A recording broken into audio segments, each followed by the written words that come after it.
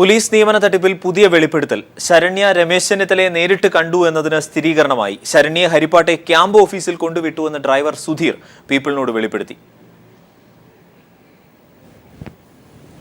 എൻ്റെ വീട്ടിലാണ് ഓഫീസിലാണ് ഞാൻ, അവിടെ അച്ഛൻ, അവിടെ അമ്മ, നെയ്സൽ, അവിടെ കൊച്ചും മറ്റേ നെയ്സൽ മൂന്നോടെ പോകുന്നു. അവിടുന്ന് പിന്നെ അവിടെ ചെന്നിട്ട് ഞാൻ വണ്ടി ഇറങ്ങത്തില്ല. നെയ്സല് പിന്നെ ഈ രമേശ് ചെന്നിത്തലയുടെ ഓഫീസാണ് അതോ വീടാണ്? ഹരിപ്പാട് അമ്പലത്തിന് വടക്കാപ്പുറത്താണ് അവിടെ എന്തോ അവൻ്റെ ചെന്നിത്തലയുടെ ഓഫീസ് അവിടെ പോകും.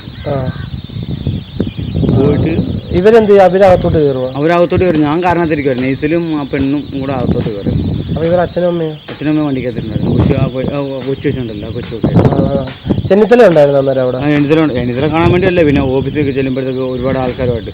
പിന്നെ അത് കഴിഞ്ഞ് ചെന്നിത്തല ഏതാണ്ട് കൊടുത്തു, ഒരു പേപ്പർ എന്തോ കൊടുത്തിട്ട് പറഞ്ഞ് പിന്നെ എന്തോ ഇവിടെ ചെല്ലാൻ പറഞ്ഞു, എന്തോ പത്തനംതിട്ട വനസില്ലങ്ങാടി എല്ലാം പറഞ്ഞു. അങ്ങനെ രണ്ടു വട്ടം ഞാൻ അതും പോയി. വാർത്തയുടെ മറ്റു വിവരങ്ങൾ നൽകാൻ ഞങ്ങളുടെ പ്രതിനിധി എച്ച് ഷാജഹാൻ ചേരുന്നുണ്ട്. ഷാജി, ഈ ക്യാമ്പ് ഓഫീസിലെത്തി, ഹരിപ്പാട്ടെ ക്യാമ്പ് ഓഫീസിലെത്തി രമേശ് ചെന്നിത്തലയെ കണ്ടിരുന്നു എന്നായിരുന്നല്ലോ 164 പ്രകാരം രഹസ്യമൊഴി നൽകിയത് മജിസ്ട്രേറ്റിന് മുന്നിൽ ശരണ്യ. അതിന് നിലവിൽ സ്ഥിരീകരണമാവുകയാണോ? അപ്പോൾ ഈ യൂത്ത് കോൺഗ്രസ് നേതാവ് നൈസലിനെ പോലീസ് ചോദ്യം ചെയ്യുന്നു എന്ന ഒരു വാർത്ത കൂടി വരുന്നുണ്ടല്ലോ. തീർച്ചയായിട്ടും അരുണെ, പോലീസ് നിയമന തട്ടിപ്പുമായി ബന്ധപ്പെട്ട് ശരണ്യ നേരത്തെ മജിസ്ട്രേറ്റ് കോടതിയിൽ നൽകിയ മൊഴി സ്ഥിരീകരിക്കുന്ന തരത്തിലാണ് ഇപ്പോൾ ശരണ്യയുടെ അയൽവാസിയും അതോടൊപ്പം തന്നെ ഡ്രൈവറുമായിട്ടുള്ള സുധീറിന്റെ വെളിപ്പെടുത്തൽ പുറത്തു വന്നിരിക്കുന്നത്. ഇദ്ദേഹം ഒളിക്യാമറയ്ക്ക് മുന്നിലാണ് ഇക്കാര്യങ്ങൾ പറഞ്ഞിരിക്കുന്നത്. അതുകൊണ്ട് തന്നെ വളരെ കൃത്യമായിട്ട് ഉള്ള തെളിവുകളാണിത്. ആഭ്യന്തര വകുപ്പ് മന്ത്രിക്കും ഓഫീസിനും കൃത്യമായി പങ്ക് ഉണ്ട് എന്നാണ് ഇതിൽ നിന്നും വ്യക്തമാകുന്നത്. ആഭ്യന്തര വകുപ്പ് മന്ത്രിയും ഓഫീസുമായി തന്നെ ബന്ധപ്പെടുത്തിയത് ഒരു യൂത്ത് കോൺഗ്രസ് നേതാവ് നൈസലായിരുന്നു എന്നുള്ളതായിരുന്നു ശരണ്യയുടെ മൊഴി. ഈ നൈസലിനെയാണ് ഇപ്പോൾ ക്രൈംബ്രാഞ്ച് ഉദ്യോഗസ്ഥർ കായംകുളത്തിൽ ചോദ്യം ചെയ്തു വരുന്നത്. ഇതിനു മുൻപ് ലോക്കൽ പോലീസ് ഈ കേസ് അന്വേഷിച്ചപ്പോഴും നൈസലിനെ ചോദ്യം ചെയ്ത് വിട്ടയച്ചിരുന്നു.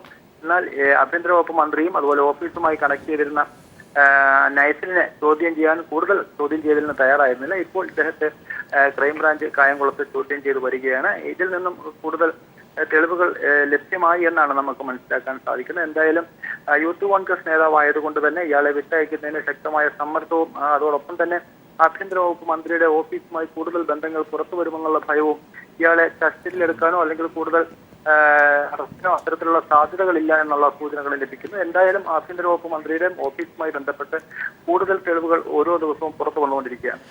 അതായത് ഈ മന്ത്രിയുടെ ഓഫീസിലെത്തിയപ്പോൾ വേണു എന്ന ആളിനെ പരിചയപ്പെടുന്ന അവിടെ വെച്ചാണ് നമ്മളുടെ ആണാണ് ഇത് എന്ന് പറഞ്ഞാണ് പരിചയപ്പെടുത്തിയത് എന്നടക്കമുള്ള കാര്യങ്ങൾ ശരണ്യ നേരത്തെ പറഞ്ഞിരുന്നല്ലോ. അതും ഈ മജിസ്ട്രേറ്റിന് മുന്നിലുണ്ടായിരുന്ന മൊഴിയിലാണ്.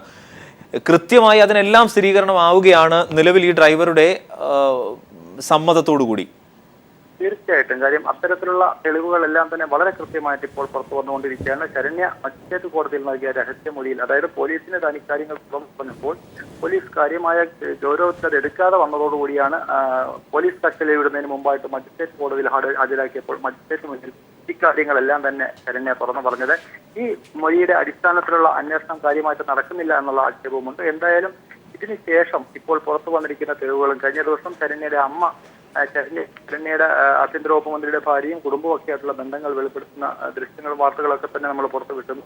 ഏറ്റവും ഒടുവിലായിട്ട് ഇപ്പോൾ ശരണ്യയുടെ അയൽവാസി ഡ്രൈവറുമായിട്ടുള്ള സുധീറിന്റെ മൊഴിയാണ് ഇപ്പോൾ പുറത്തു വന്നിരിക്കുന്നത്.